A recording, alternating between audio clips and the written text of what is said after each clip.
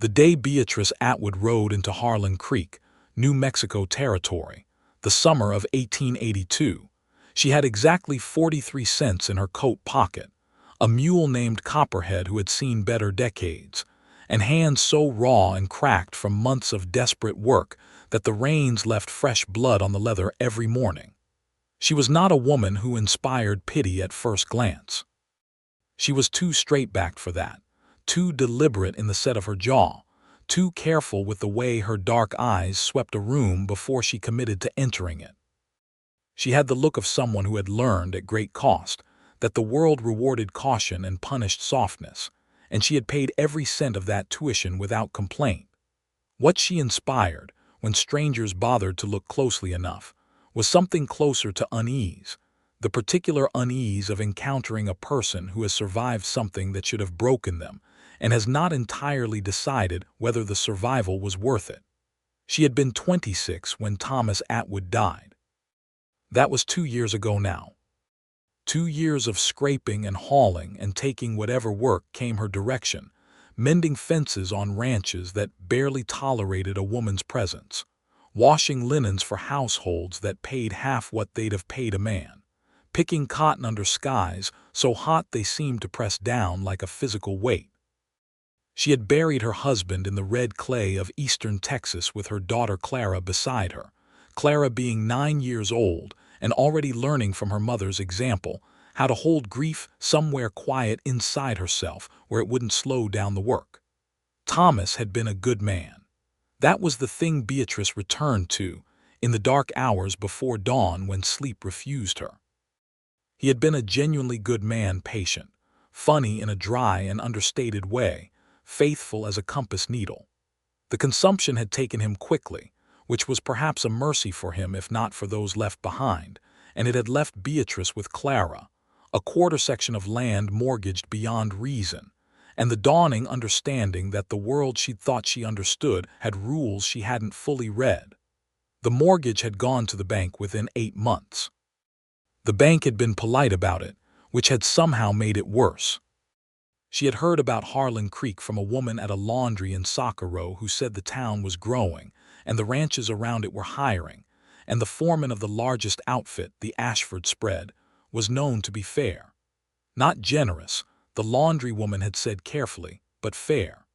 In the New Mexico Territory of 1882, fair was as much as a woman alone could reasonably ask for.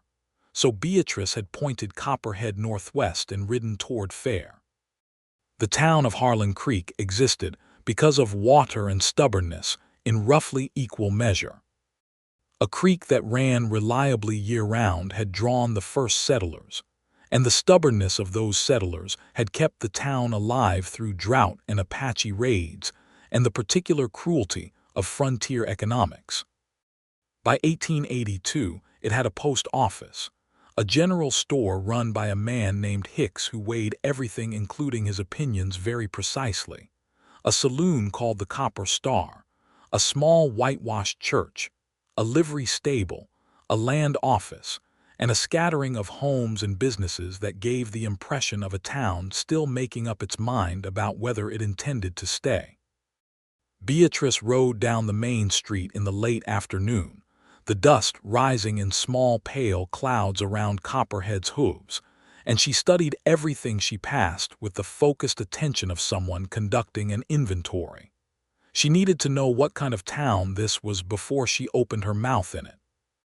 A town told you things if you watched it right, the condition of the horses at the hitching posts, whether the women walked freely or kept to the edges, whether the men who sat outside the saloon watched her with idle curiosity or with something more possessive and troubling.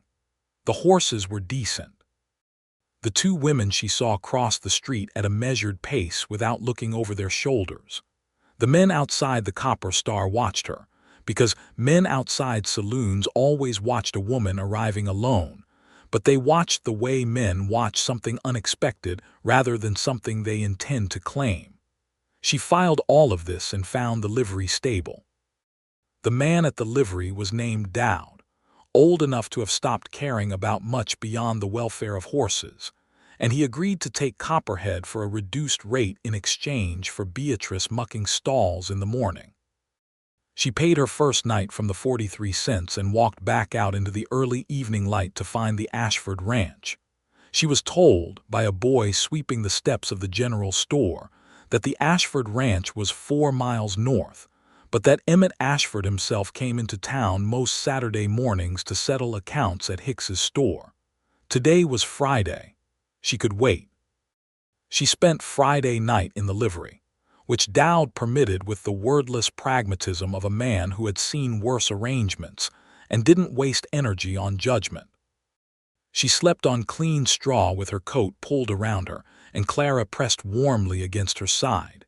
And in the morning she woke before the light fully arrived and began mucking stalls with the methodical efficiency that had become her primary mode of existing in the world.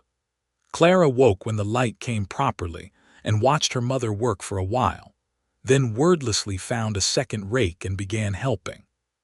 She was 11 now, dark-haired like her mother, with her father's patience and her mother's watchfulness combined in a way that made her seem older than her years without making her seem sad. She had a habit of observing things very carefully before speaking, which meant that when she did speak, people tended to listen. "Is this the place?" Clara asked, meaning not the livery but the town, the whole enterprise of Harlan Creek. "I don't know yet," Beatrice said honestly. "We'll find out this morning." They cleaned themselves up as best they could at the livery's water trough, Beatrice wincing at the cold water on her cracked palms, and ate the last of the cornbread she'd wrapped in a cloth 2 days ago in Socorro. And then they walked together up the main street to wait outside Hicks's general store for a man Beatrice had never met, whose fairness came on the second-hand recommendation of a woman she'd spoken to for 20 minutes over a washboard. She had done harder things. Emmett Ashford arrived at 9:30 on a bay gelding that moved with the careful authority of a well-trained animal, and the first thing Beatrice noticed about him was his hands on the reins, easy and relaxed, not gripping, the way a man holds the reins when he has spent enough years on horseback that the communication between himself and the horse is almost unconscious. The second thing she noticed was that he was younger than she'd expected. She'd built a picture in her mind of the ranch foreman from the laundry woman's words: fair, serious, reliable, and had imagined someone gray-haired and deliberate in the way of older men. But Emmett Ashford was perhaps 30, 31 at the outside, broad through the shoulders with a face that the sun and wind had begun to carve into something angular and expressive, dark hair under a weathered hat, and eyes that were a particular shade of brown that seemed to shift in quality depending on what they were looking at. He swung down from the gelding with the ease of a man who has dismounted 10,000 times and tied the horse to the hitching post and was heading for the store's door when Beatrice said, "Mr. Ashford." He stopped and looked at her. Not with surprise exactly, more with the attentiveness of a man who has learned to pay careful attention to whatever addresses him, because in the territory unexpected things that addressed you were worth taking seriously. "That's me," he said. His voice was unhurried, with a quality that reminded Beatrice of good leather worn in and reliable. "My name is Beatrice Atwood," she said. She kept her voice level and met his eyes directly, because she had learned that the first 30 seconds of any negotiation with a man of authority established the terms under which all the rest of it would proceed, and she intended the terms to be equal even if they weren't going to be equal. "I'm a widow out of Texas. I was told you run the Ashford Ranch north of here and that you're a fair man. I'm looking for work. I can ride and rope, I can mend fences and help with a roundup, I can handle livestock, and I'm not afraid of hard hours. I have my daughter with me. She's 11 and she works hard and doesn't complain. We need wages and a place to sleep, and we're worth whatever you decide to pay, probably more." It was a long speech for Beatrice, who had rationed her words for so long that spending them felt almost profligate. But she had practiced it in her head for 2 days, and she believed in its truth completely. Emmett Ashford looked at her for a moment without speaking, and she watched him look at her hands, not rudely, just the way a man who works for a living looks at another person's hands to understand what kind of work they've done, and she saw something shift in his expression that she could not quite read. "Come inside," he said. "I've got accounts to settle with Hicks. We can talk after." She nodded and waited on the step while he went in, and Clara came up beside her and took her hand carefully, avoiding the worst of the blisters. "He looked at you for a long time," Clara observed. "He was deciding," Beatrice said. "What do you think he decided?" "I don't know yet," Beatrice said. But something in her chest had loosened, fractionally, in a way she didn't examine too closely, because she had found that examining hope before it confirmed itself was a reliable way to make it disappear. Emmett came back out in 15 minutes with a receipt from Hicks folded in his shirt pocket, and he stood on the step with his thumbs hooked in his belt and looked at Beatrice with the direct, assessing look of a man who has hired workers for enough years to know what he can actually use versus what he thinks he ought to want.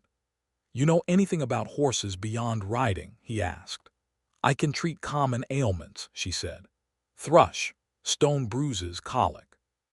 I spent a winter on a ranch in New Mexico 8 years back, and the foreman there was particular about his horses. I learned. What about cattle? I've helped with roundups and branding. I'm not as fast as a seasoned hand, but I'm accurate and I don't panic when things go sideways. The work at my ranch right now is mostly fencing," he said. "North pasture fence line went down in a storm last month and I'm short a man. It's hard physical labor." "I know what fencing is," she said. A corner of his mouth moved. It wasn't quite a smile, but it was something adjacent to it. "I got a bunkhouse for the hands, which isn't a place for a woman and a girl. There's a small house near the main barn. It's been empty since my cook left last spring. It needs work, but it's standing. You could have that. In exchange for what beyond the fencing? Cooking for me and my 3 hands," he said. "Square meals, not fancy, and whatever other work needs doing." "What's the wage?" he told her. It was less than she'd hoped and more than she'd feared, and it was fair, which was precisely what she'd been promised. She nodded. "When do we start?" she asked. "You can ride out with me now if you're ready," he said. She was ready. She had been ready for 2 years. The Ashford ranch spread itself across a wide and beautiful valley, with the Jemez Mountains cutting the northern horizon into something dramatic and blue, and Beatrice, who had trained herself not to be moved by landscape, because landscape was impractical, found herself moved anyway during the 4-mile ride. The land had a quality of light she hadn't encountered before, clear and almost luminous, the way the afternoon came at a low angle and turned the yellow grass into something close to gold. She filed the feeling away and focused on the practical details. The main house was solid adobe with a deep porch. The barn was large and well-maintained. The bunkhouse sat 50 yards east. The small house near the barn, her house, she was already thinking of it that way, though she told herself not to, was adobe as well, with a low roof and 2 rooms and a fireplace that would need the chimney cleaned before it was safe to use.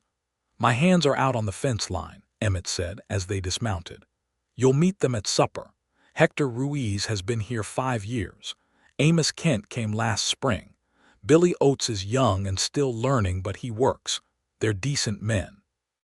He said this with a slight emphasis, as though it was something she needed to know specifically. "Thank you for saying so," she said, and he nodded. He showed her the cookhouse, which was connected to the main house by a covered walkway and was well equipped in the way of a kitchen that had been managed by a competent person for years before being abandoned. The pots were good. The stove was a wood-burning range that Beatrice recognized and knew how to work. The larder was stocked with basics. "What happened to your cook?" she asked. "Married," Emmett said. "Took a husband and went to Albuquerque." "Good for her," Beatrice said. "Yes," he said, and something about the simple sincerity of his agreement made her glance at him. He wasn't being polite. He genuinely meant it. She filed that away too. He left her to settle in, and she spent the afternoon cleaning the small house with Clara's help, scrubbing the floors and sweeping the chimney. She wrapped a wet cloth around a bundle of pine branches and ran it up the flue while Clara kept the fire small and watchful in the firebox. and by the time the sun was settling toward the mountains, she had a fire going cleanly, and she had found an old iron bedstead that she would share with Clara, and she had made a list in her head of the other things they needed. And she felt the specific satisfaction of competence applied to a concrete problem, which was the only reliable pleasure she had allowed herself for 2 years. At supper she set food on the long table in the cookhouse for 5. Emmett had told her there would be 5 for all meals, and when the hands came in, she studied them as she served. Hector Ruiz was a lean, quiet man in his 40s with a long-handled mustache and the careful courtesy of someone raised to respect women as a matter of genuine principle rather than social performance. He introduced himself to both Beatrice and Clara with the same gravity. Amos Kent was thicker-built and cheerful in a bluff, uncomplicated way, inclined to talk about weather and cattle and food. Billy Oates was 19, gap-toothed, and so visibly nervous around a woman that Beatrice found herself feeling something close to fondness for him, which surprised her. She had thought she was out of fondness. Emmett sat at the head of the table and ate with the concentrated appreciation of a man who has been eating his own cooking for 6 months and is genuinely grateful for the improvement. He did not say much at supper, but after the hands had gone to the bunkhouse, he came to the cookhouse door while Beatrice was washing the dishes, Clara asleep already on the small cot Emmett had produced from somewhere in the main house. "It was a good meal," he said. "It was a straightforward meal," she said, without turning from the dishpan. "Don't give me credit I haven't earned." There was a brief pause. "I'll give credit where I see it," he said mildly. She did turn then. He was leaning in the doorframe with his arms folded, and the lamplight was doing something interesting to the planes of his face that she noticed and immediately set aside as irrelevant.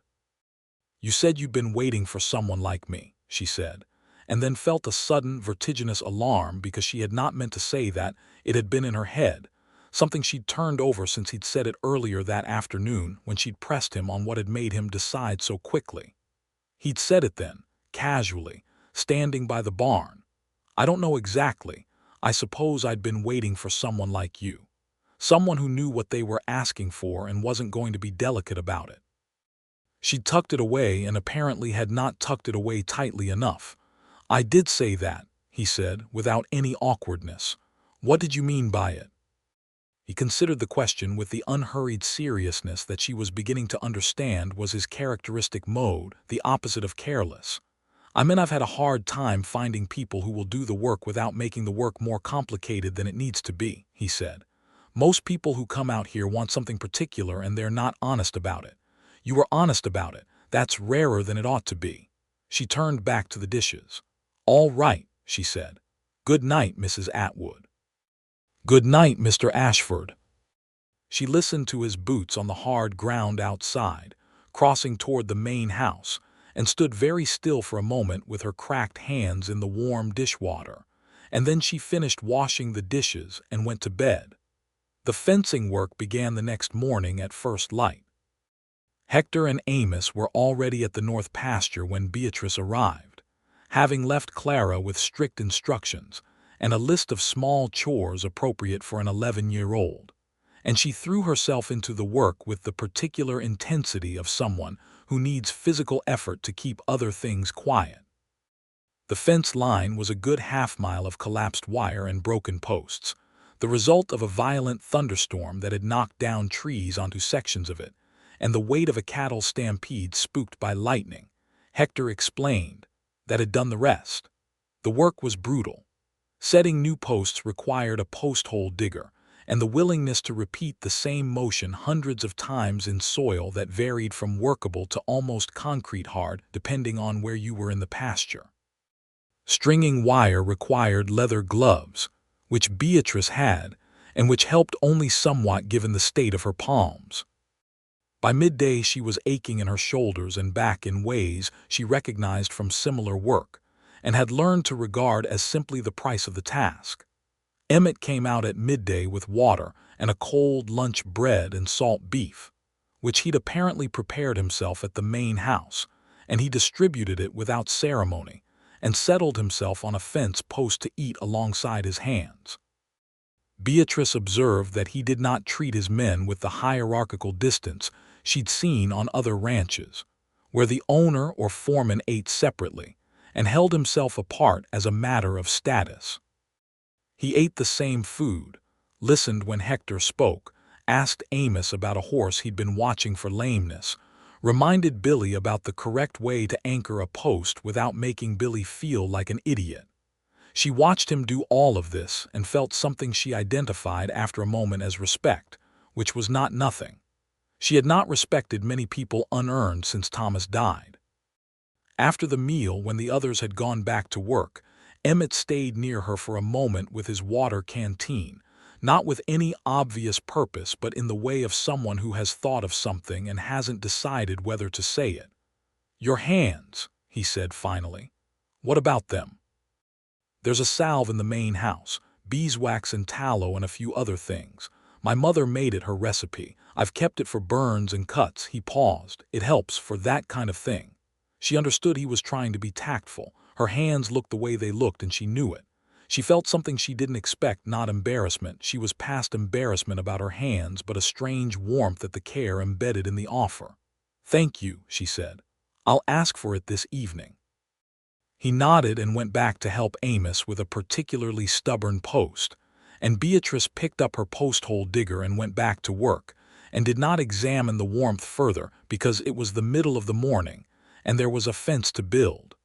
He left the tin of salve on the cookhouse windowsill before supper, without comment, and she found it when she came in to start the meal. She used it that night after the dishes, sitting by the small fire in her house with Clara asleep behind her, working the salve into her palms and knuckles slowly and carefully, and the relief was immediate and considerable. The days took on a shape.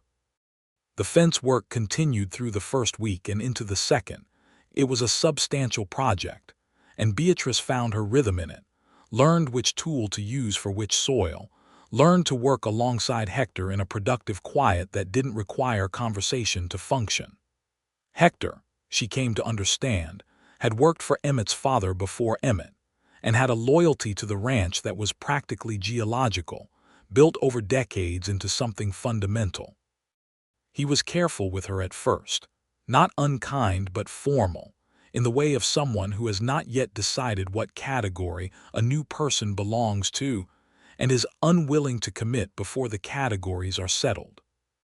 On the 9th day, she and Hector were working a difficult section of the fence line at the far north end of the pasture, when a steer got through the gap they hadn't yet closed and bolted toward the tree line at the pasture's edge. Without discussion, Beatrice dropped her tools and ran for her horse, which she'd kept saddled in case of exactly this kind of necessity. She pushed the animal hard through the scattered piñon trees, read the steer's likely path from its angle and speed, cut left to get ahead of it, and when she turned the horse broadside to block the animal's path, the steer veered right and back into the pasture. She was breathing hard when she rode back to find Hector watching her with a different quality of attention than he'd shown before. "Where did you learn to read a steer's run like that?" he asked. "Texas," she said. "My husband ran cattle before he got sick." He nodded slowly. Then he said, "You ride like someone who means it." She understood it as a compliment of the highest order from him. "Thank you, Hector."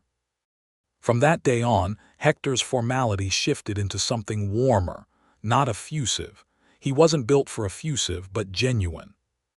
He started talking during the work, small observations about the land and the cattle and the weather, and she talked back, and it felt like company in a way that company hadn't felt for a long time. Emmett noticed this change, she could tell, and he seemed pleased by it in his quiet way. He noticed things she was learning. He was not a man who missed much, which should perhaps have unsettled her more than it did. Clara, for her part, had taken to ranch life with the adaptability of a child, who has been moved enough times to have learned that home was less about location than about the people within it, and the work that filled the hours. She was doing her chores well and had developed a particular attachment to the bay gelding Emmett rode, who was named Remington, and who received Clara's company with placid good grace every morning when she brought him apples from the tree at the edge of the kitchen garden. Emmett had seen this happen on the second day and had said only, "He likes apples," which Clara had taken as the permission it was intended to be. On the third Sunday, Emmett asked Clara at breakfast whether she was able to read. Clara said she was, and that she could write too and work figures. Emmett produced a primer and 3 McGuffey readers from somewhere in the main house left, he said, by a younger sister who had grown up on the ranch, and presented them to Clara without ceremony, saying only that she might as well use the Sunday afternoons when there wasn't church for something useful. Clara had looked at the books with the careful expression of someone receiving something valuable, who doesn't want to show how valuable they find it, and had taken them with a dignified thank you that clearly cost her some effort to deliver without the brightness she wanted to show. Beatrice had watched this from the doorway of the cookhouse, and had felt something complicated rise in her chest, gratitude and old grief and something else, something that did not have a name she wanted to give it yet. In the evenings, after supper, Emmett sometimes sat on the porch of the main house while Beatrice sat on the step of her small house, both of them in the pleasant exhaustion of a day's work done, and they talked across the yard between them in voices low enough not to carry. These conversations began with the practical, the next day's work, the condition of a certain section of fence, a question she had about the cattle's water situation in the south pasture, and gradually, over the span of 2 weeks, became something else.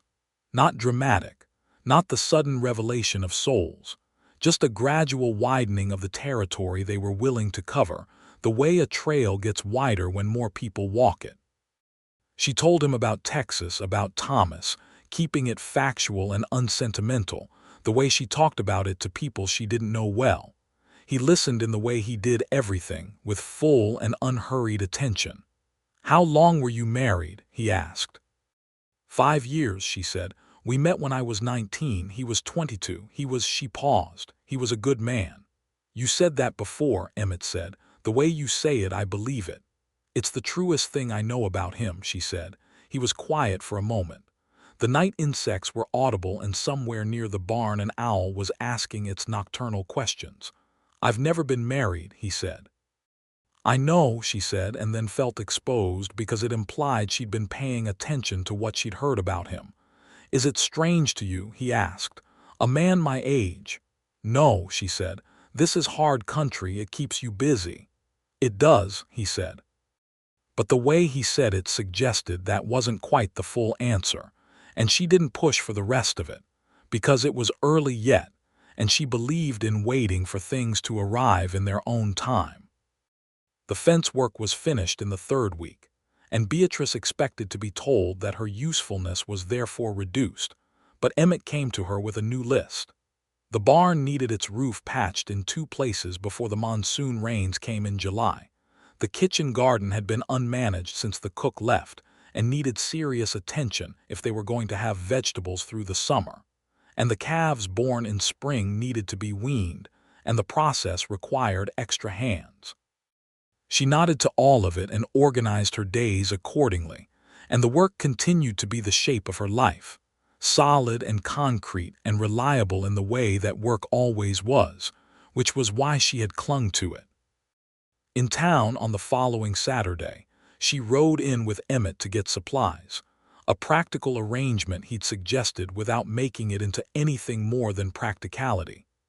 She encountered a woman named Margaret Collier, who ran the church's women's society with the focused energy of someone who has found their calling and is committed to it absolutely. Margaret was perhaps 50, with kind eyes and the firm handshake of a person who believed women should have firm handshakes, and she invited Beatrice to the women's society, meeting the following Tuesday as though Beatrice's attendance was already decided, and the invitation was merely a courtesy. "There are 7 women within 5 miles of this town who would like to know you," Margaret said, "and you look like someone who could use knowing some of them." Beatrice almost declined because she had a reflex for declining social things, built during 2 years of being on the move. But something in Margaret's directness reminded her of her own directness, and she heard herself agreeing. She went on Tuesday, riding the 4 miles into town in the early afternoon, leaving Clara with Hector, who had apparently decided that minding an 11-year-old for an afternoon was within his range of capabilities and not beneath his dignity.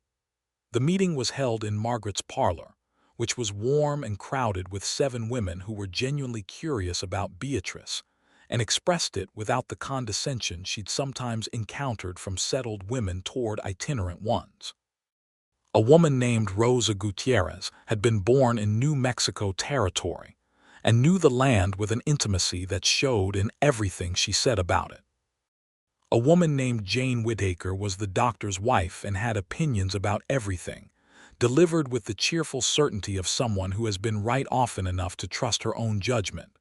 There were others, names Beatrice stored carefully: Dora, Helen, Anita, Pearl. She said less than the others and listened more, but she was not uncomfortable, which surprised her. When she rode back to the ranch in the late afternoon, she felt something she recognized slowly as the specific relief of having spent time with women, which was a relief she hadn't had access to in a long time. Emmett was in the barn when she got back, checking Remington's shoes. One had seemed loose that morning, and he looked up when she came in to unsaddle her horse. "How was it?" he asked.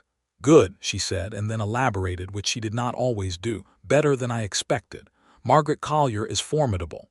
"She is," he agreed, with a warmth in his voice that suggested genuine respect for the woman. "She ran this town's school for 12 years before the current teacher came. She taught me when I was 8. "She seems like she'd have been a good teacher," Beatrice said. "She expected a great deal and made you feel capable of providing it," Emmett said. "Which is perhaps the thing a teacher ought to do." Beatrice paused with the saddle in her arms and looked at him. He was focused on Remington's hoof, not looking at her, but the thought she'd been carefully not thinking formed itself with sudden clarity. She liked this man. Not the complicated, careful, arm's-length regard she'd allowed herself so far, but actually liked him, the steadiness of him, the quality of his attention, the way he treated his horse and his hands, and a retired schoolteacher and a widow who'd arrived with 43 cents and blistered hands with the same fundamental respect. She liked him, and the liking was beginning to tip toward something more specific that she was not quite ready to look at directly. She put the saddle away and went to start supper, and did not think about it further. Except that she did think about it further, in small, persistent moments throughout the evening, the way a person can't entirely ignore a rock in their boot no matter how determined they are to keep walking. July brought the monsoon rains, which came not as the steady grays of eastern rain, but as afternoon thunderstorms of sudden and theatrical intensity, the clouds building all morning into great anvil-headed towers, and then releasing in warm downpours that smelled of wet sage and lightning, and turned the yard briefly into a shallow lake, and vanished again within an hour to leave the world washed and gleaming. Beatrice loved them in a way she hadn't expected to love anything about this country that was still, in some part of herself, unfamiliar. She found herself stepping out into the rain rather than sheltering from it, standing in the yard with her face upturned, and it was Clara who first caught her doing this and said, "Mama, you'll get soaked." And Beatrice had said, "I know," and Clara had given her a look of patient exasperation that was so precisely the look Beatrice herself used on Clara in other circumstances that they had both laughed, which was also something Beatrice hadn't done enough of. She caught Emmett watching her from the porch of the main house once, during a rain, when she was standing in the yard. He wasn't smiling or making it into anything. He was just watching, with the same quality of attention he gave everything. And when he saw her see him, he didn't look away, just nodded slightly, as though acknowledging something, and she nodded back. And neither of them said anything about it later, but it was a thing that happened, and she knew she hadn't invented it. The matter came to something in the second week of July, in the way that things that have been building quietly tend to come to something, not with the grand, dramatic gesture of novels, but with the sudden specific moment of a real thing making itself known.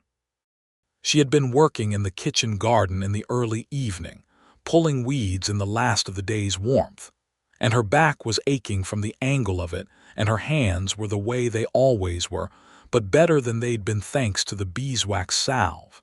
And she was not thinking about anything in particular, just the practical rhythm of the work. When she heard Emmett's boots on the ground behind her and looked up to find him standing there with 2 cups of coffee and the slightly uncertain expression of a man who has decided to do something and is committed to it but is aware of the risk. He held out one of the cups. She took it and sat back on her heels and looked up at him. The evening light was doing the same thing to the mountains it always did, turning them something between purple and blue, and the air smelled of rain though it hadn't rained yet today. "I want to say something," he said. "All right," she said. He sat down on the low garden wall. She'd rebuilt it last week, stacking the adobe blocks that had tumbled, and held his coffee in both hands and looked at the mountains for a moment before looking at her. "I'm aware," he said carefully, "that you came here for work. And that the work arrangement we have is what it is. And I don't want to—" He stopped, started again. "I have no interest in making things complicated for you or making you feel that anything is required of you beyond what we agreed. But," she said, not unkindly, "but I'd be dishonest if I didn't tell you that." He stopped again, and she had a sudden vivid understanding that this man, who was so clear and direct in all his practical dealings, found this kind of speech genuinely difficult, not from lack of feeling but from the opposite. From the presence of too much feeling and the fear of doing it wrong. "Emmett," she said. His name, just his name, was enough to make him look at her. "I think about you a great deal," he said. "More than I think I ought to, or more than is professional, or whatever the word is. I notice when you're there. I notice when you're not." He looked at his coffee. "I'm 31 years old and I've run this ranch for 4 years, and I've been honest with myself that I was lonely and I'd gotten used to it as a fact of my life. And then you rode into town and asked me for work, and I looked at your hands and your eyes and I thought—" He stopped a third time. "What did you think?" she asked quietly. "I thought, here is someone who knows something real about the world," he said. "And I didn't know then what that meant or what I intended to do about it, and maybe I still don't. But I know I'd rather say it than not say it, because not saying things is its own kind of dishonesty." The garden was very quiet. The first evening star had appeared above the mountains while he was talking. Beatrice set her coffee down on the garden wall and looked at her hands for a moment. The cracked knuckles, the calluses, the fading blisters, the evidence of 2 years of survival and all the years before that of simply living. And she thought about Thomas, who had been a good man, and she thought about the last 2 years, which had been the hardest years of her life. And she thought about sitting across a yard from this man in the evenings, and the coffee he'd brought her now, and the salve and the readers for Clara, and the way he'd said good for her when she'd told him his cook had gotten married, with the sincerity that was too specific to be politeness. "I came here for work," she said. "That's true, and the work has been good and I'm grateful for it, but I'd be as dishonest as you were trying not to be if I said that's all I've thought about since I got here." She paused. "You frighten me a little," she said. "Not in the way of danger, in the way of something I didn't think I was going to want again." He was very still. "I'm not the same person I was before Thomas died," she said. "I don't know exactly who I am now. I think I'm still figuring that out."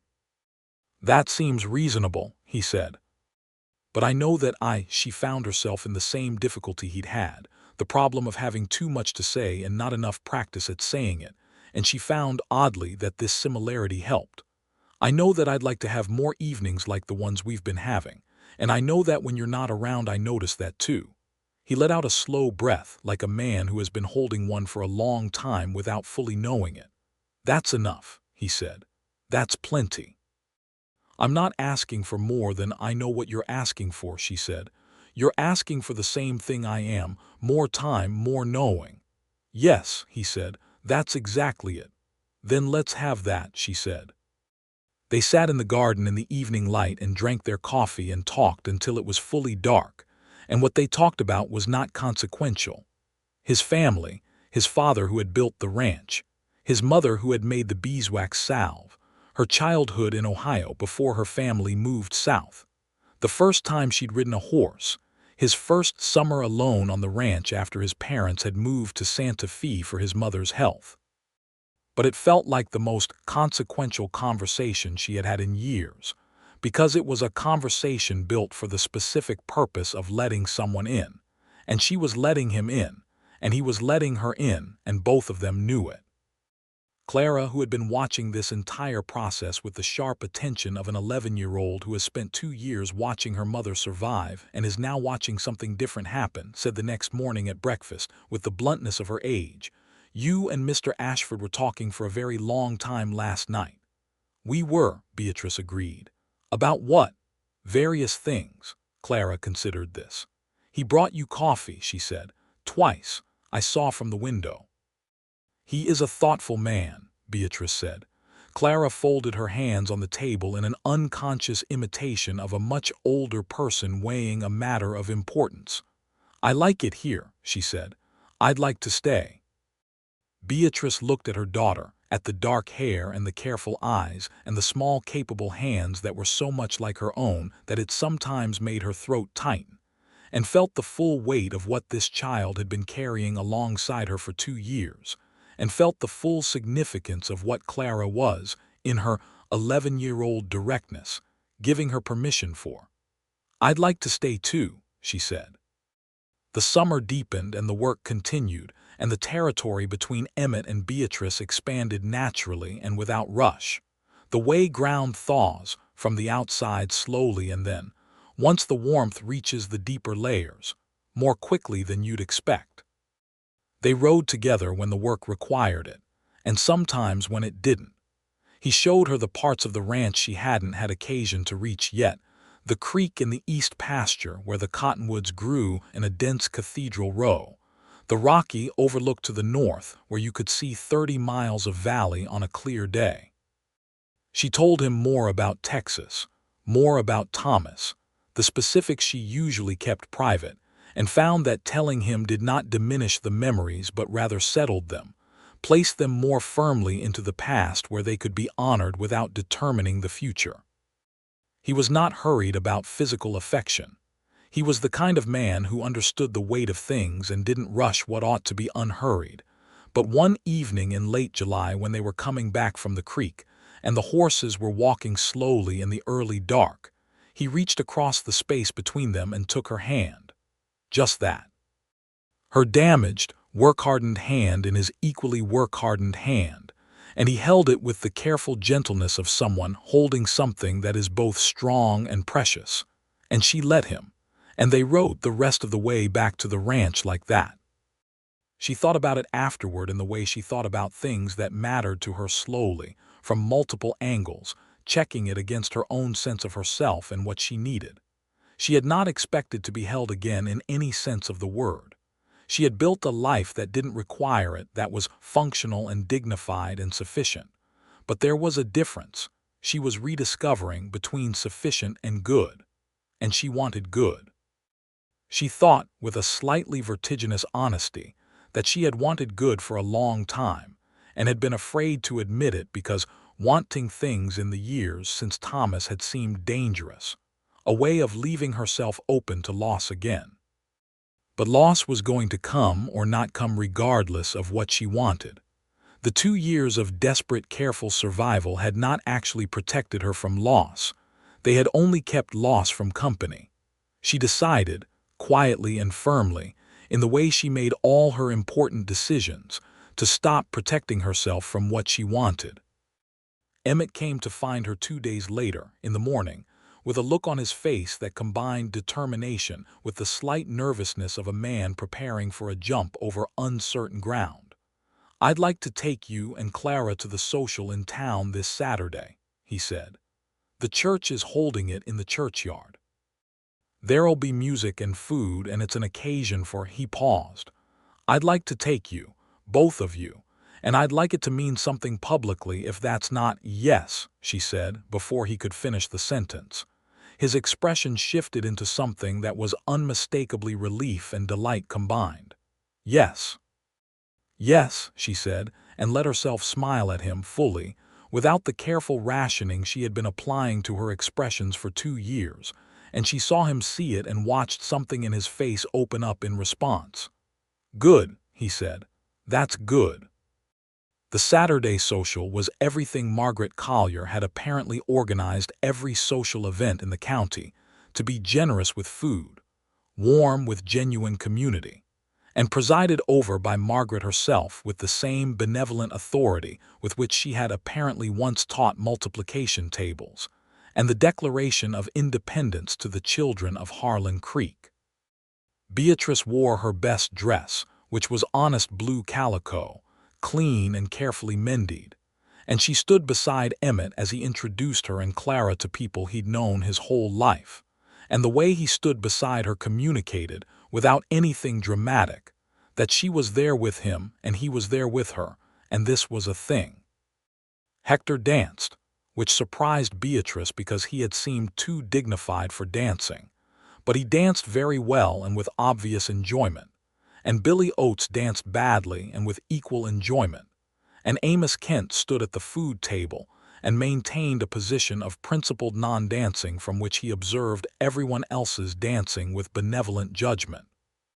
Clara danced with a girl she'd apparently met at the Women's Society meeting, a red-haired girl her own age named Mary Gutierrez, who was Rosa Gutierrez's daughter, and they danced together with the exuberance of children who have found an unexpected friend, and the sight of her daughter dancing made Beatrice's chest do the thing it did sometimes that she had learned to simply let happen and not fight.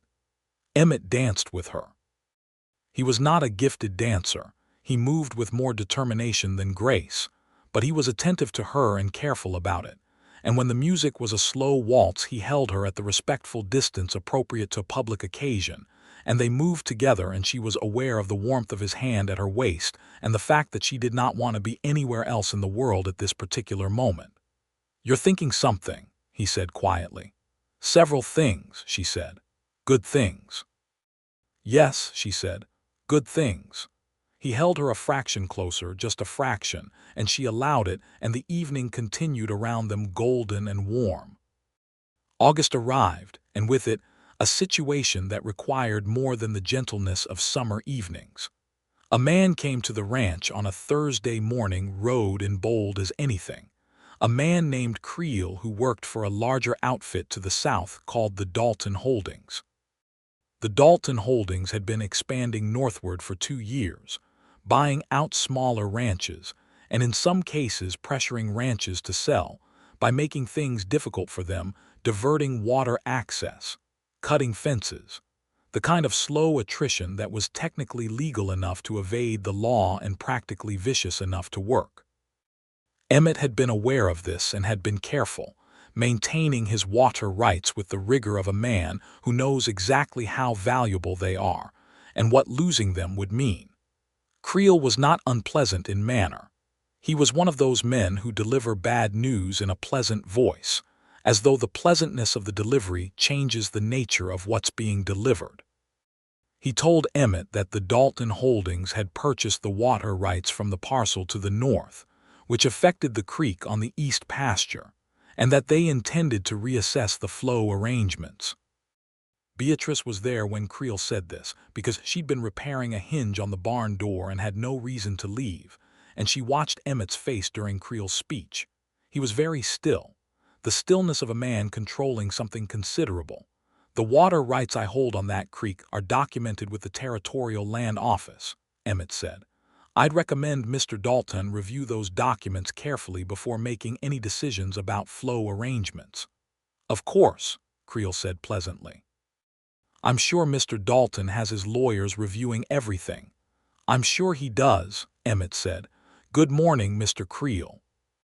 After Creel rode out, Emmett stood in the yard for a moment with his hands at his sides, and Beatrice set down her tools and walked over to him. "Tell me," she said. He told her. The situation was not immediately dire, but it had the potential to become so, if Dalton's lawyers found any ambiguity in the water rights documentation, or if Dalton was willing to simply disrupt the creek upstream and make the legal argument while the damage was done. The east pasture could lose reliable water access during the hottest months, which would be devastating for the cattle grazing there. "You need to go to the land office," she said. "Get copies of everything. Then get a lawyer." "The nearest lawyer of any competence is in Santa Fe," he said. "Then write to him today," she said. He looked at her for a moment, and she saw something in his expression that moved her, not just the weight of the concern, but the fact that he was clearly doing what she recognized from her own 2 years, the thing of holding a very large problem and deciding once again not to let it bend you. "You're right," he said. "I'll write today."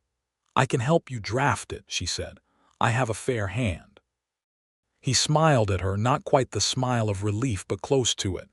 "I know you do," he said. "I've seen it in the accounts." The letter was written that evening, carefully and precisely, documenting the history of Emmett's water rights with dates and reference numbers she helped him find in his father's meticulous files. The elder Ashford had been a man of great documentary thoroughness, for which his son was now deeply grateful. Beatrice sat beside Emmett at the main house's desk while they worked through the files, and the lamplight was warm and the papers smelled of years, and the work of it was the kind of work she was good at, the careful assembly of facts into an argument. When the letter was finished, she read it back to him and he nodded and signed it.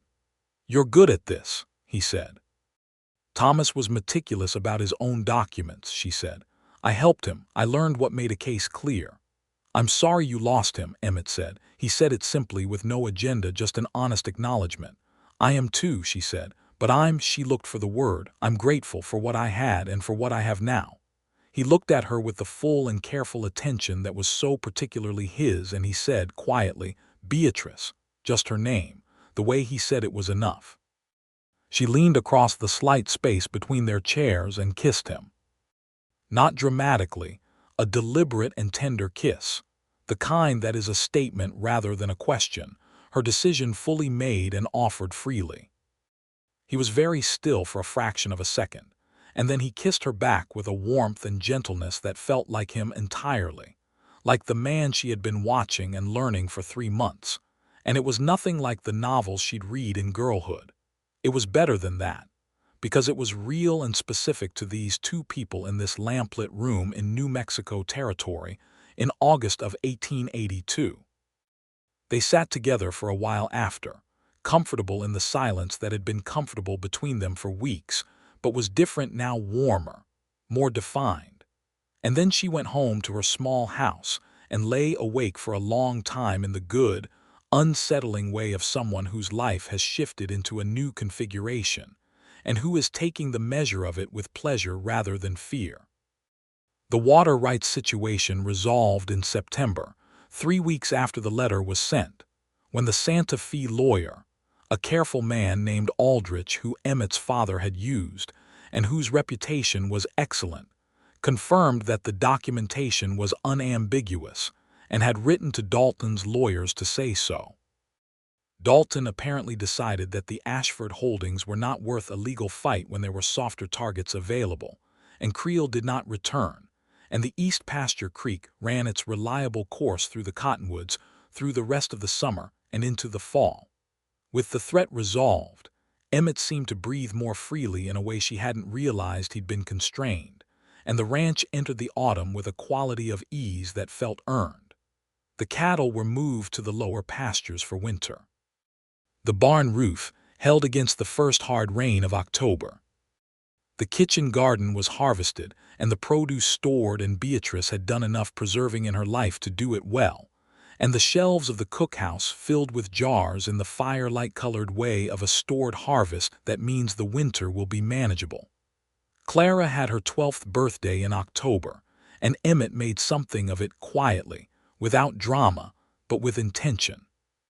He found, through Margaret Collier, a set of arithmetic books that were a level above what Clara had been working with, and he gave them to her at breakfast on her birthday with the same undemonstrative directness with which he gave everything. Clara had the same reaction she always had to books from him, the careful dignity over visible delight, and she said thank you with a formality that dissolved almost immediately into the actual excitement of flipping through the pages and saying, mostly to herself, "I haven't done these kinds of sums yet." "You will," Emmett said, and his voice had something in it that Beatrice had to look away from because it made the throat-tightening thing happen. He spoke to her that evening, on the porch, where they had established a habit of sitting together after supper in the cooling dark with coffee. The porch was his porch, but she had stopped thinking of it as his porch and had started thinking of it as theirs, a fact she examined and found she did not want to take back. "I want to ask you something," he said, "and I want you to know that whatever you answer, nothing between us changes from my end." "That's a significant preamble," she said. "It's a significant question," he said. She waited. He looked at the mountains, which were showing their first snow on the high peaks, and then looked at her. "Will you marry me?" he said. It was not quite a question in the grammatical sense. It came out with the directness of a statement, the kind made by someone who has thought about a thing so thoroughly that by the time they say it, the uncertainty has been replaced by certainty, and only the asking remains. The asking remained, though. He was asking.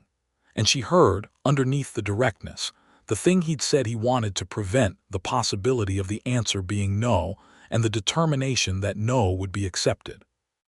Beatrice thought about Thomas, as she always did when the future appeared before her in concrete form.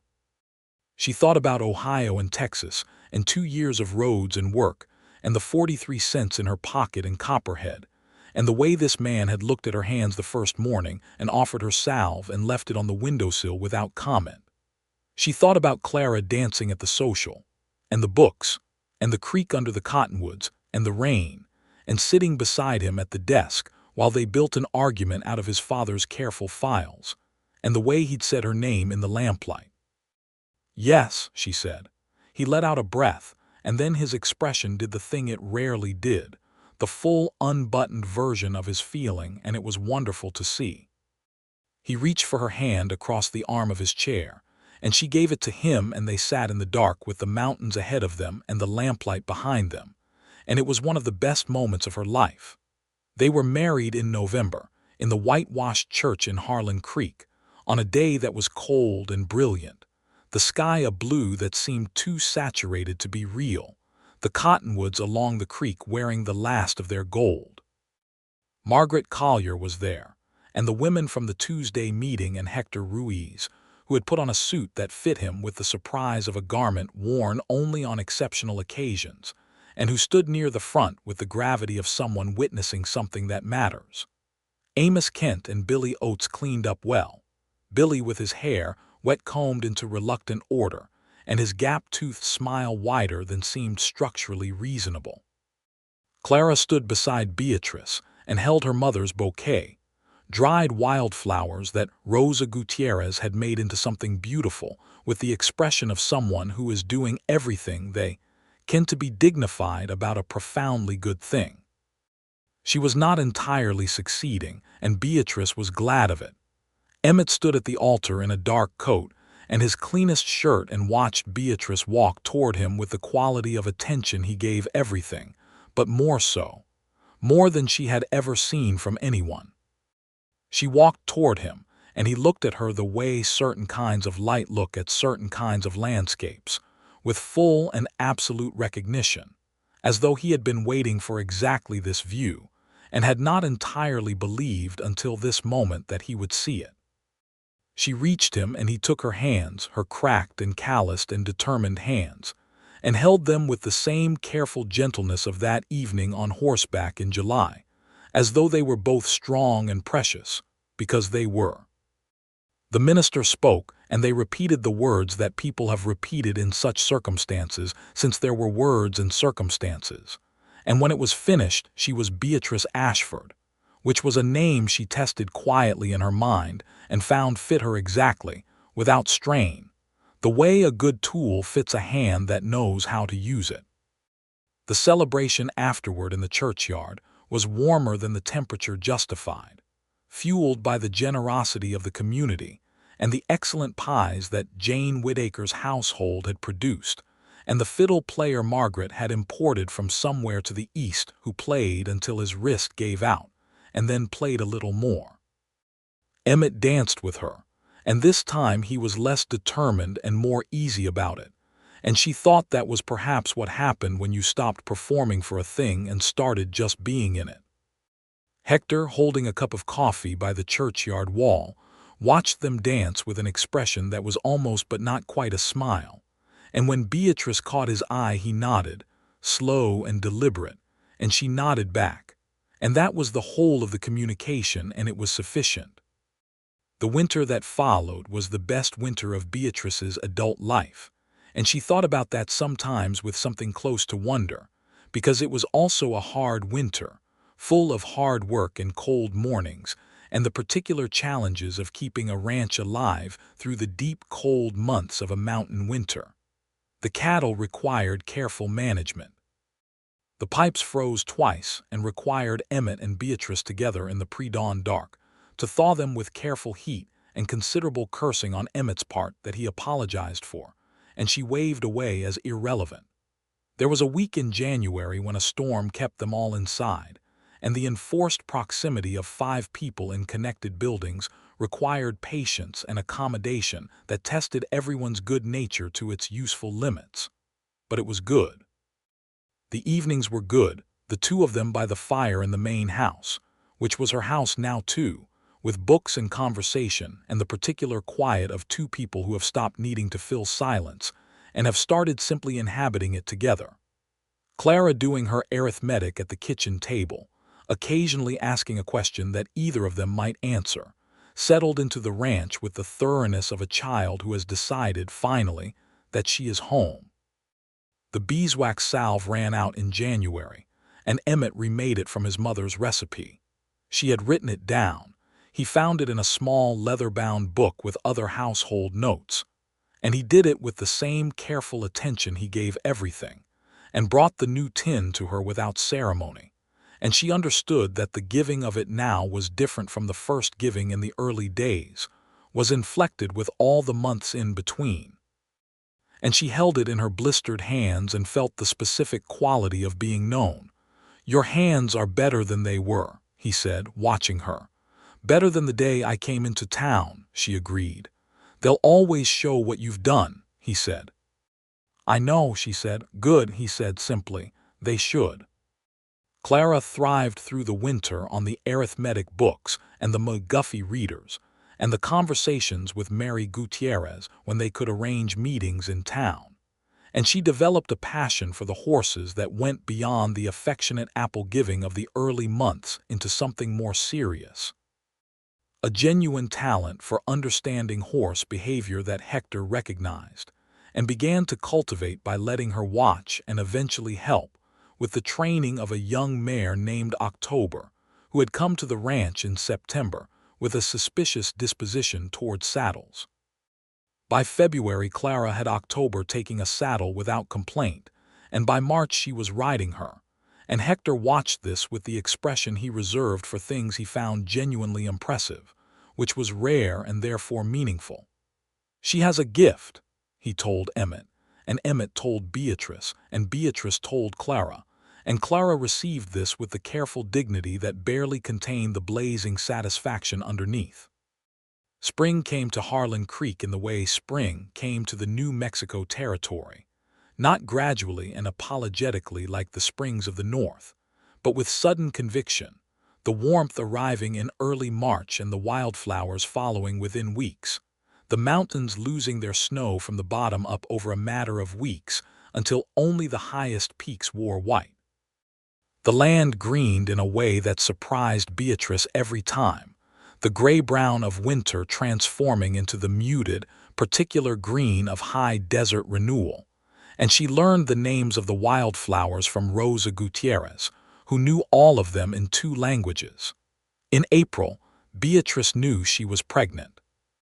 She had wondered over the winter, and had held the wondering carefully and privately in the way she held things that were uncertain and important. When she was sure enough to be sure, she told Emmett on a Sunday morning, sitting on the porch in the early warmth, and she watched his face go through something she could not fully read, the complex and rapid passage of a very large feeling, and then he looked at her with an expression of such unguarded and complete happiness that she felt it physically, like the warmth of a fire in a cold room. "Are you?" he began. "I'm well," she said. "I feel well." He reached for her hand, held it between both of his. He started and stopped. "I know," she said. "Everything that you need," he said. "Whatever that is." "I know that too," she said. "Emmett, I know."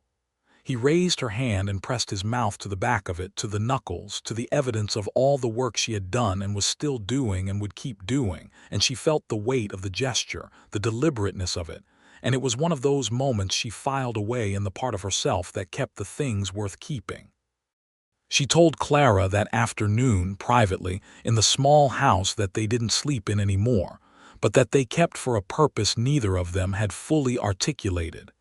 It was simply there, still theirs in some particular way. Clara sat with this information for a long time in the way she sat with things, and then she said, "Will it be a boy or a girl?" "I don't know," Beatrice said. "I'd like a brother," Clara said with the considered air of someone who has weighed options. "I've never had one." "I'll see what I can do," Beatrice said dryly. Clara smiled fully, without the careful rationing, the big warm smile that she kept in reserve for things she was completely sure about. "I'm glad," she said simply. "I'm very glad." Beatrice pulled her daughter into her arms and held her, and Clara let herself be held, which she hadn't always done in the last 2 years, because she'd been working hard at being self-sufficient in the way of a child mirroring a parent's survival mode. But she let herself be held now, and it was good, and Beatrice thought, with the simple stunned gratitude of someone who has been surprised by good fortune. We made it. We actually made it. The summer of 1883 was milder than the year before, which the ranchers in the valley took as a gift and were pragmatic enough not to trust entirely. The ranch work continued. It always continued. The work of a working ranch is genuinely without end. There is always another fence and another calving and another horse with a stone bruise. But it continued now with Beatrice's pregnancy as an additional fact of life that everyone accommodated with the particular combination of protectiveness and practicality that characterizes people who live close to the land and understand that both tenderness and capability are necessary. That one does not replace the other. Emmett was attentive without being smothering, which was exactly right. He made adjustments to her workload without making a production of it, quietly redistributing the heaviest physical labor and ensuring she had time to rest in the afternoon heat without treating the rest as a fragility. When she pushed back on any of the accommodations, as she did sometimes because old habits are old habits, he listened to her reasoning and often agreed. And when he didn't agree, he said so plainly, and they discussed it like the adults they were, which was the only way she would have accepted any of it. Hector, who had watched Beatrice work for a year now, and had recalibrated his understanding of what a woman could do on a working ranch through the specific evidence of watching this particular woman do it, was matter-of-fact about the pregnancy in the way of someone who has been around the cycles of life for long enough to regard them with respect but not alarm. He made one concession. He stopped letting her work the post-hole digger. When she raised an objection, he said, with the final authority of a man who has made a decision he will not revisit, "No," and that was the end of it. She had, she found, a great deal of respect for Hector's no, and let it stand. The baby was born in December of 1883, delivered by the doctor's wife, Jane Whittaker, who had assisted her husband in enough births to be competent in her own right, and was calmer about the process than any professional anxiety would warrant. It was a long night, the harder end of long, and Emmett spent most of it on the porch of the main house where Jane had sent him with the firm authority of a woman who has no patience for unnecessary witnesses, pacing in the cold with Hector keeping him company in the quiet and deliberate way of a man who understands that sometimes what a person needs is simply not to be alone. It was a boy. 8 pounds, lung capacity that announced itself with authority in the cold December air, dark-haired like his mother, with his father's particular quality of attention, already present somehow in the way he focused when someone spoke near him. Clara, admitted after the exhausting night was over, stood at the bedside and looked at him with the same careful assessment she gave everything important. "He's very small," she said. "He'll grow," Emmett said from the other side of the bed with a tremor in his voice that he wasn't quite controlling, his large hand very gentle on the top of the baby's head. "What's his name?" Clara asked. Beatrice and Emmett looked at each other across the bed, across the baby, across the year and a half of everything they had built and learned and become in each other's presence. "Thomas," Emmett said. He had suggested it a month ago quietly, and she had wept, which was the most she had wept in 2 years, and had then said yes. Clara absorbed this. "After Papa," she said. "After your father," Beatrice said. "And because it's a good name." Clara nodded slowly and then reached out one careful finger and touched the baby's cheek, and the baby turned his head toward her touch with the unerring instinct of the very new, and Clara's expression did the thing it had been doing all her life, the careful dignity dissolving into the actual feeling underneath it. "Hello, Thomas," she said softly. "I'm your sister." The winter was gentle with them. The ranch slept under snow for a stretch in January, and they were warm inside it. All of them. The household that had assembled itself from individual survivals into something collective and solid. Hector had Christmas dinner with them, and Amos and Billy, and it was crowded and loud, and Beatrice looked around the table at the accumulated warmth of it, and felt the specific gratitude of someone who has spent time in the cold and knows, fully, what warmth is worth.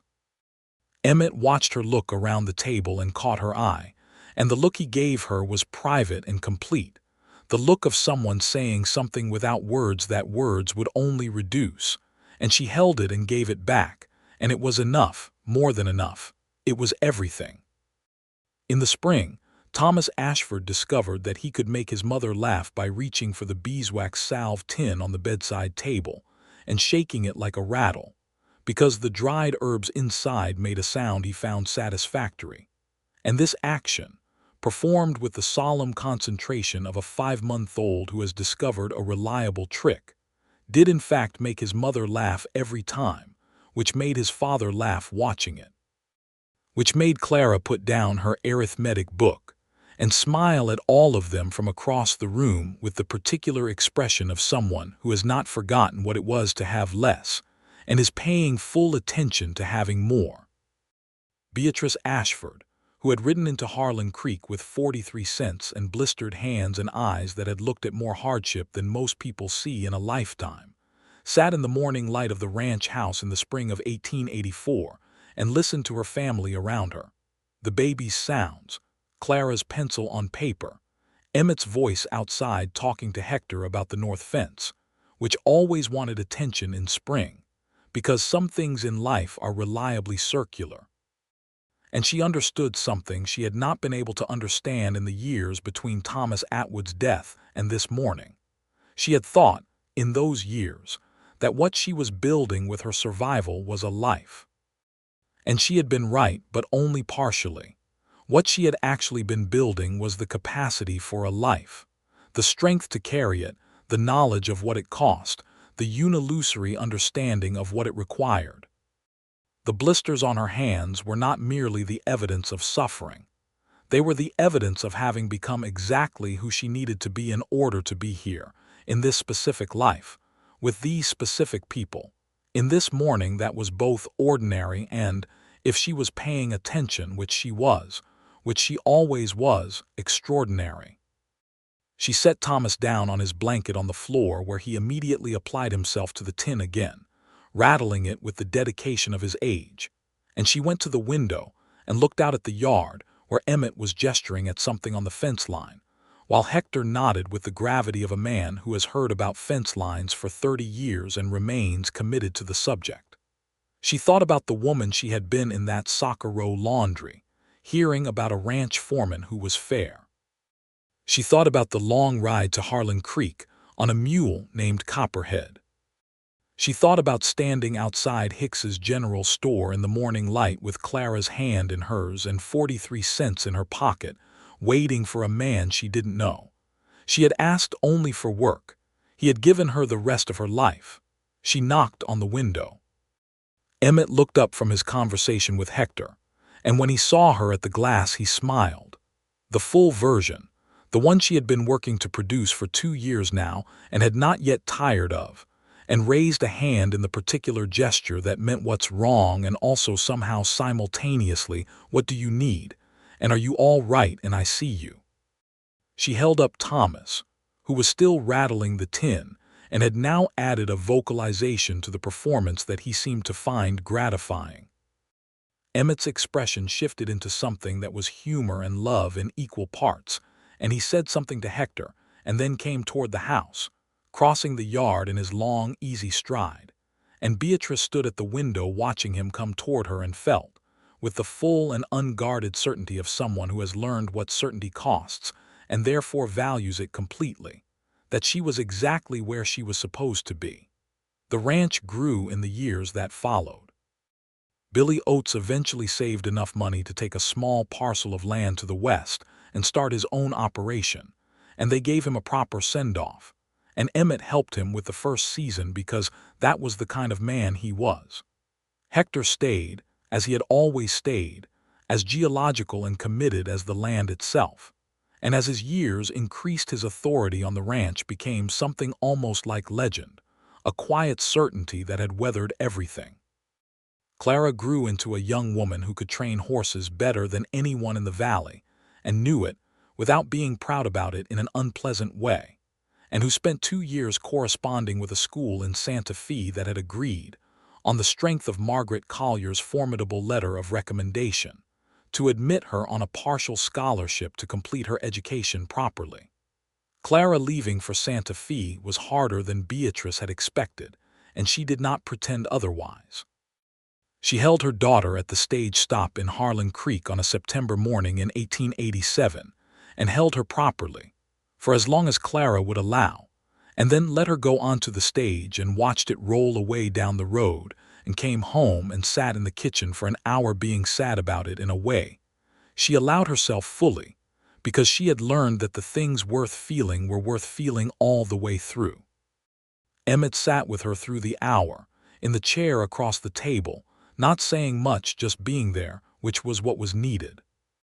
Thomas was 4 by then, and had his mother's watchfulness and his father's unhurriedness combined into a small person of considerable character, who had strong opinions about horses, meals, and the correct way to stack fence posts, and who greeted Clara's departure with the pragmatic adjustment of a child who has been told that people go places and come back, and has decided to trust this information until proven otherwise. He was proven right. Clara came back at Christmas, and at the following summer, and letters arrived regularly in between, full of the arithmetic and the horses and a description of Santa Fe that made it sound both grand and slightly overwhelming, and always at the end a line or two that was quieter than the rest that said, "I miss the ranch. I miss all of you." In the winter of 1889, Beatrice learned she was pregnant again. She was 33, which was a reasonable age for another child, and was not as significant a fact as her body occasionally seemed to think it was in the harder weeks of the first months. She told Emmett on the same porch where she had told him the first time, and his face did the same thing it had done the first time, the complex passage of a very large feeling, and then he smiled, and it was the same full smile, and she thought that some things do not diminish with repetition, and this was one of them. "What do you hope for?" he asked. "Healthy," she said firmly. "Everything else is secondary." "Agreed," he said, and then after a pause, "Thomas wants a brother." "Thomas is 5, she said.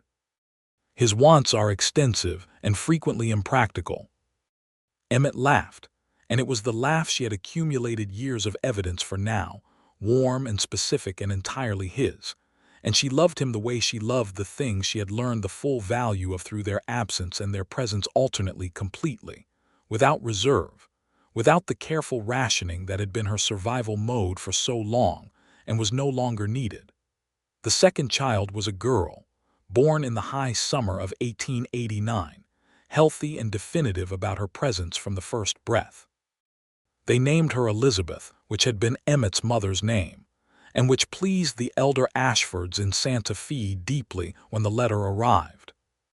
Thomas, presented with his sister, considered her for a long moment with the serious attention of a 5-year-old conducting an evaluation, and then said, with the fairness of a child who has decided to be magnanimous about a disappointment, "She's all right." It was, given the circumstances, as good a beginning as any, and Elizabeth Ashford proceeded over the following months to make her case entirely on her own terms, which she did with an effectiveness that eventually converted even Thomas into a devoted older brother of the particular variety that would spend the next 15 years alternately tormenting and fiercely protecting his little sister, which is the standard contract of the role. Harlan Creek grew in the years of the late 1880s and into the 1890s, as the railroad came to the territory, and with it people and commerce and the transformation of the frontier into something more settled, though the land itself resisted settlement's softening effects in the way that high desert always does, remaining capacious and sometimes violent, and always beautiful in its particular uncompromising way. The Ashford Ranch grew too, not by the aggressive expansion of the Dalton model, which had eventually overextended itself and contracted back, as aggressive models tend to do, but by the steady and principled growth of a well-managed operation that understood what it was and what it was for. Emmett Ashford was known in the valley as a fair man, which was what Beatrice had been told about him before she ever met him, and she found that years of close observation had not revised this assessment, but had deepened it into something more specific. He was fair because he had thought carefully about what fairness required, and had committed to it not as a social performance but as a genuine practice, which required continuous maintenance in the way of all things worth maintaining. Beatrice Ashford was known in the county for several things: her work with the Women's Society, which she had joined formally in the second year, and had quietly transformed over the following years into something more ambitious, an organization that advocated for the education of women and girls in the territory, with the kind of steady and practical persistence that had characterized everything Beatrice had done since the age when she understood that persistence was the primary tool. For her knowledge of horses and cattle that was by now as comprehensive as any person in the valleys and more comprehensive than most, and for the directness of her manner, which people had learned, over the years, to value because it was always paired with genuine goodwill. She was also known, in the specific way that things are known in small communities, for the fact that she had ridden into Harlan Creek on a worn-out mule with nothing but determination, and had built, from that foundation, a life of considerable richness, which people found either inspiring or instructive depending on their own relationship to that kind of story.